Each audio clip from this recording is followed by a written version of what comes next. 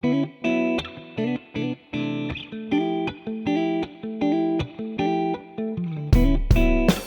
to A New Capitalism, the podcast that will show you how you can invest your money to help create a more just and prosperous economy for all. Here's Frank Altman. Welcome back to my conversation with Roy Swan, the head of mission investments at the Ford Foundation. He's been sharing his surprising path from Morgan Stanley to joining the Ford Foundation and overseeing the innovative program that utilizes the foundation's full $16 billion endowment for mission-aligned investing. Now, Roy, can you give us a couple of examples of the kinds of investments you're making, the size of the investments, and the areas you're investing in?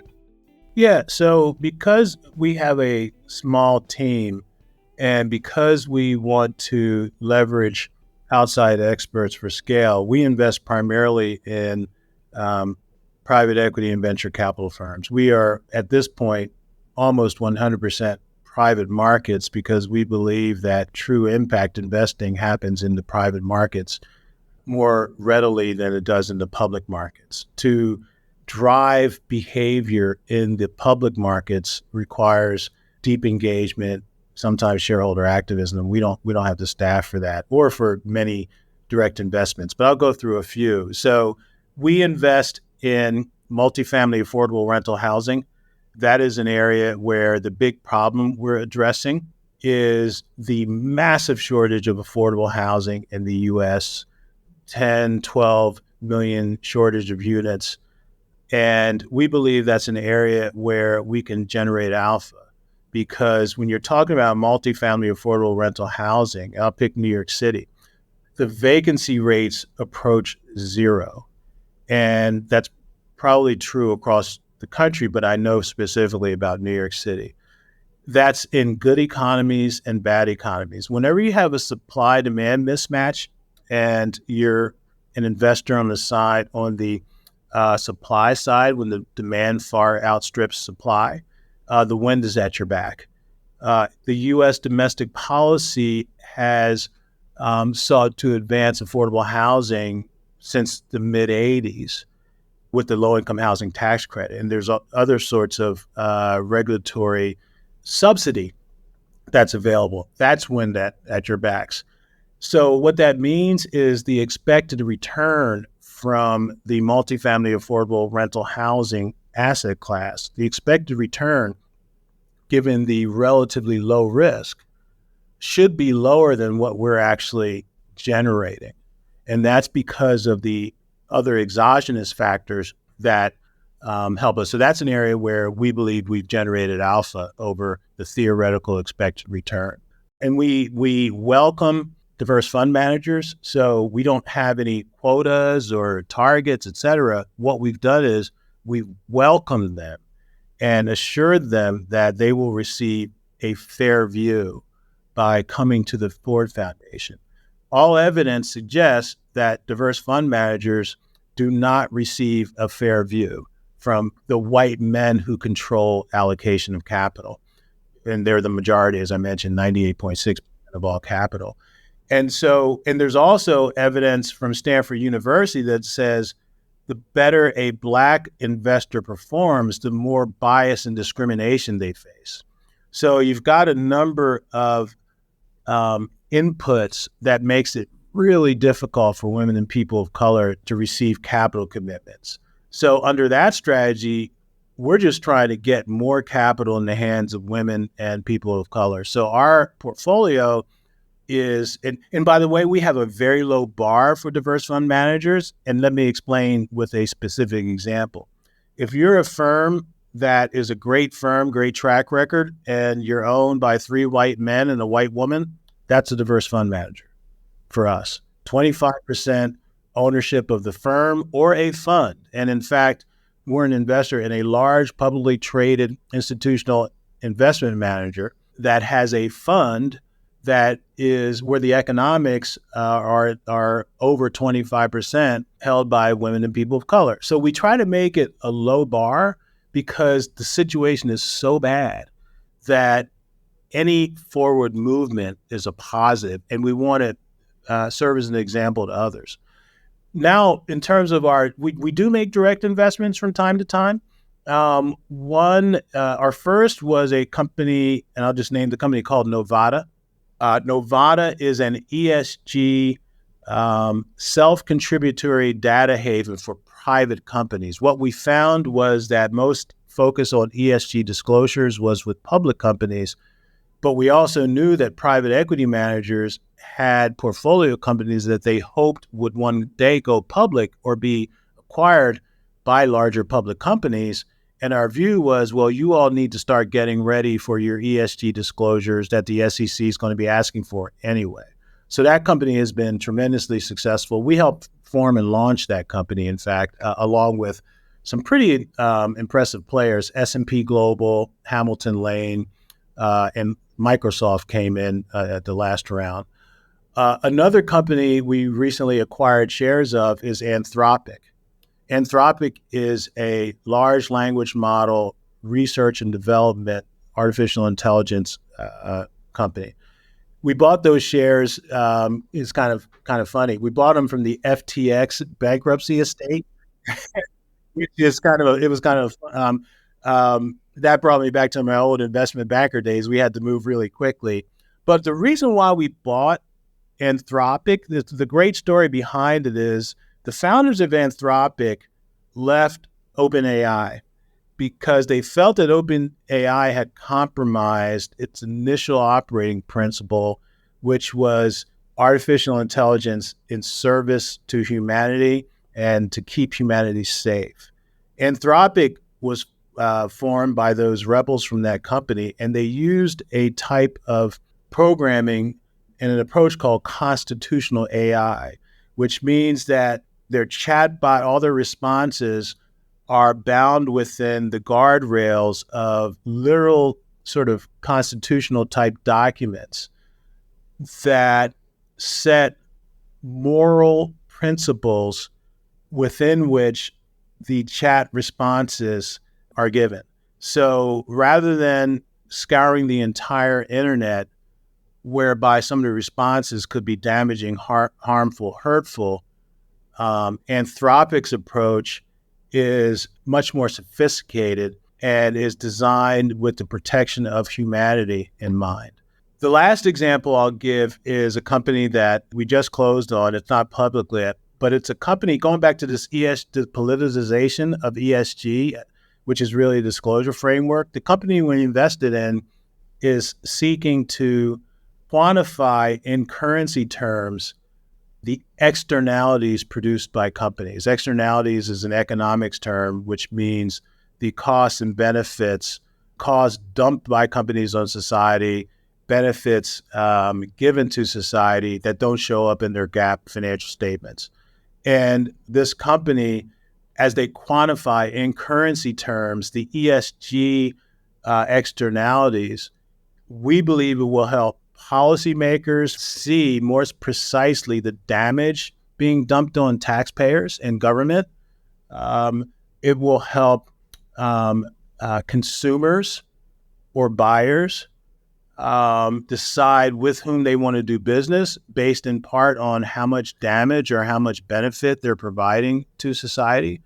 And most importantly, for people like us, investors, it'll help us with our investment modeling, because if we have quantified in currency terms the negative ESG information, that'll help us bake into our valuation models the potential losses that a company might face if regulators force them to internalize some of the externalities, or some of the externalities are taxed, or the risk to a company's revenues when consumers and buyers figure out, oh, I thought this company was a great company. They're actually doing a lot of damage that I had no idea. I heard about it, but I had no idea what it was costing us. Well, that's great. I have an entire chapter on externalities and the role of social ventures in addressing the externalities that are not easily addressed in the American or in capitalism in general. And it's a concept that I wanted to put in a layman's language, which I hope it was accessible to people when they read the book. But it's clearly the role of nonprofits and for-profits, benefit corporations, like you described earlier, to address and stabilize the economy which is riddled with issues around negative externalities in particular. The environmental issues are obviously the largest ones that you can touch and feel, if you will, or breathe in. But we have many other externalities that are there as well. And increasingly, and I move a little bit to this concept of a social venture and see if there's any nexus between what your funds are doing in that field. There's a growing, I would say, profession that's now in business schools and in public policy schools in the area of social capitalism, if you will, both nonprofit and increasingly for-profit organizations. My daughter actually created an education for-profit benefit corporation, which she sold several years ago to a publicly traded company. So the idea that whether it's technology platforms that are focused on bringing people of color and others into the mainstream for financing or other kinds of ventures, how is Ford looking at, or is Ford looking at this as a sector, if you will, to be building out? I guess the notion of social venture can have many definitions. Sometimes people think of social ventures as essentially entities whose business models can never be profitable without subsidy. And that's an area that the Ford Foundation has in the past served through grant making, primarily. Our program-related investment bucket, the goal has been a overall portfolio return of 0%. And what that means is, going back to the IRS rules, a PRI can make super high returns as long as the purpose of making that PRI investment was not primarily financial. And what that means is we might invest in venture capital funds that meet a charitable purpose, or a housing fund that meets the charitable purpose under the IRS, even though it might generate market rate returns. The genius behind that is that we can also invest in entities that we know will need permanent subsidy. Our primary focus these days, we tend to use our capital less in those domains where permanent subsidy is to be required, because we're trying to engage in different areas. The Ford Foundation was the first investor in Grameen Bank back in 1980, Bangladesh, and we've evolved over time. So these days, while we do sometimes make investments in businesses where we know we're going to lose a lot of money, our primary focus is this notion of inclusive capitalism, where people who have been intentionally excluded, we believe by providing them the capital that they haven't had access to, they can produce commercial activity. That's how we've been focusing more recently. So I'd like to move a little bit to understanding the scale of your investments. And I mean scale in the sense of, obviously, I come from the world of community development finance, where scale is a big challenge. And we've received program-related investments and grants from the Ford Foundation and others over the years to grow the fund. Our goal, at least when I was leading the organization, was to be financially self-sufficient, which was a challenge from year to year. Some years we were, some years we weren't. But the ability to attract, aggregate, and drive capital to communities where it doesn't want to go necessarily was the mainstream goal for the organization. So CDFIs oftentimes are very small, and getting access to large amounts of capital for a small organization is difficult. What is the sort of minimum scale of investments you're making, or the funds you're investing in? What is their minimum? So that's one question. And related to that, how much of the investing of that your funds are going into rural areas versus sort of urban centers? And I'm talking domestically in the U.S. I know you have a pretty much a global platform that you're investing in. Any responses to any of those questions? Yeah. So we bet on people. When I say we bet on people, the first thing to look at is what have the people achieved, not how big is their organization. And so if it's in one of our target areas, we focus on person first. As a practical matter, we tend not to allocate capital from our investment capital in situations where the organization doesn't have capacity or hasn't demonstrated capacity to manage at least $1 million. So our investment capital, the smallest tends to be $1 million, although we make exceptions, but very few. And our largest single investment has been $25 million in a very large multifamily affordable rental housing fund. It's been said that Arnold Schwarzenegger, back in his glory days, told people that he was not afraid to faint in a gym, meaning that he would take the risk in his workouts to try to get the gains that he wanted, even if it meant he would faint from the strain. Similarly, I'm not afraid to say in crowds, the CDFI industry should consolidate. And I've been, I guess, tacitly booed for saying that. But one of the challenges I think that exists is when you have a lot of entities that are doing the same things and everyone's so passionate and mission oriented, they might overlook the benefits of consolidation. So that's one way to tackle the scale problem. With respect to rural, since I arrived here, and certainly when I was at Morgan Stanley, we spend a lot of time focused on rural.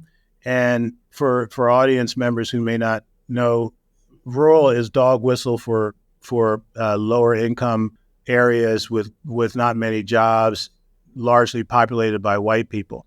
That's kind of the dog whistle terminology. So we embrace everyone. The Ford Foundation, our mission is to address the root causes and consequences of inequality in all its forms, which means regardless of race, gender, orientation. And so one of our most recent investments was with Appalachian Community Capital. That is an area that has been overlooked, underserved. And one of the problems when you're overlooked and underserved when it comes to capital in a capitalist system is it leads to despair, it leads to a loss of hope, it leads to alienation, a sense of alienation. And those are all the ingredients history has shown us. Those are the elements that pave the pathway to authoritarianism. I don't want to get too theoretical here, but certainly preserving democracy is a priority of the Ford Foundation. The only way you can do that is to do your best for all people wherever you are. So on the rural note, we are right now working on an initiative that I think is just it's one of the most innovative things that we will have worked on. We're developing a product that is solutions oriented, not product oriented. That is, we want to be able to look at situations for entrepreneurs, businesses, and think about what do they need, not what do we have that we want to sell them or what type of, or the loan we want to give them. Many businesses that would benefit from capital would not benefit from loan capital. One of the problems with people who live in underserved areas, rural areas where there haven't been a lot of opportunities to compile wealth, is you don't have the family and friends investment rounds that can help you get your business off the ground and sustain it until you get to a level of profitability required to be healthy and long-term. And so one of the things that we are going to be focused on is solutions-oriented provision of capital, as opposed to making it easy and just saying, here's what we got. We've done that in a couple other contexts, specifically with a nonprofit CDFI called True Fund, where we help True Fund create a private equity fund that provides equity capital to developers in the multifamily affordable rental housing sector. That type of solutions-oriented capital, we did it at Morgan Stanley back in 2012. We created a non-tax credit equity product for National Equity Fund back in 2012. And we're going to be doing it again in Appalachia. One of our top priorities is serving the rural communities. So when you look out the next 5 to 10 years, where do you see the impact investing field going generally, and where do you see Ford in that industry? Yeah, I think the industry is, I know it's growing. It's growing more in other parts of the world right now than the U.S. In the U.S., we're facing backlash against any form of capitalism that helps more people. And so right now there's an assault on capitalism for the common good. There's an assault on shared prosperity. And it's veiled in polarizing language, but that's what it is. Other parts of the world are ahead of us. And so I think the global train has left the station, and it's my firm belief that the power brokers in America will come to their senses and realize that we're all better off when we all win when we all win. And this notion of patriotic capitalism is what I'm trying to convey to help people embrace it. The Ford Foundation, the amount of capital we have is de minimis. Until recently, it had been the largest commitment to mission-related investments in the entire foundation world at $1 billion. That was 8% at the time. That was 8% of our endowment. It's less than that now. However, we've been overtaken by the California endowment. I applaud them. $3 or $4 billion endowment where they've just pledged to allocate 100% to mission-related investment. Our most powerful role, and in fact, one of the main reasons I came to the Ford Foundation was because I knew that the Ford Foundation had a brand that was trusted, and people know that all we care about is the human welfare. We have no ulterior motives. We are singularly focused on making people's lives better. What that does is it gives us a platform where we can be influential. We can be thought leaders. We can be advisors. I'd probably spend more of my time talking to people about how to do impact investing than I actually do investing work here, because there are trillions of dollars of capital available in the world, and step by step, inch by inch, and by a turn of the wheel, if we can move that ship carrying the capital and steer some of it towards patriotic capitalism, impact capitalism, the type of capitalism that both addresses problems and generates financial returns, that's when we'll feel like it's been a job well done. We've been successful there already, and we want to continue on that path. So, Roy, thank you very much for a very informative discussion. I appreciate the breadth of the discussion and the work that you and the Ford Foundation are doing to move impact investing along. Thank you very much. Thanks for having me. Great seeing you. This has been A New Capitalism with Frank Altman. If you'd like to connect with Frank and join the movement to create a new capitalism that works for all, go to frankaltman.com. Frank's book is available on print, audio, and ebook formats on all major book-selling sites. A New Capitalism is a production of Forbes Books.